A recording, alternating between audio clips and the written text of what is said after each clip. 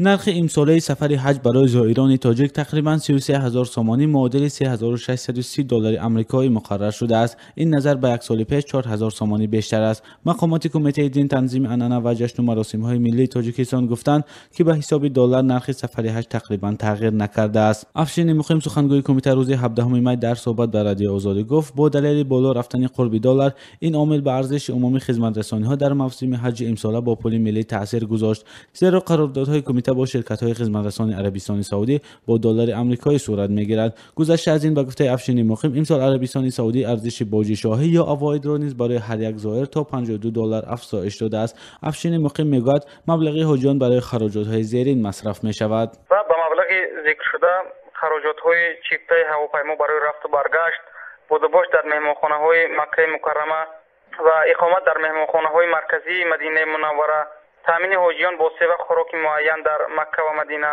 تامین راهبردان صاحب تجربه و زباندان برای هر یک گروه در طول سفر حج، انجام دادن قربانی حاجیان.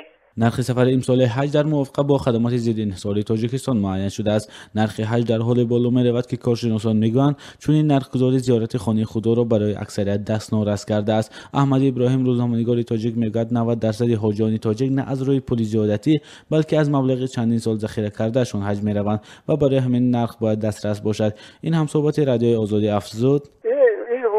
محروم کردن مردم از زیارت خانه خدا است. من نمیدونم هر سال خورد خوراکی حاجی چی باید قدر خوب بشیده است. من حیران میرم همون خوراکی را میخوردن که همون 10 سال پیش میخوردن.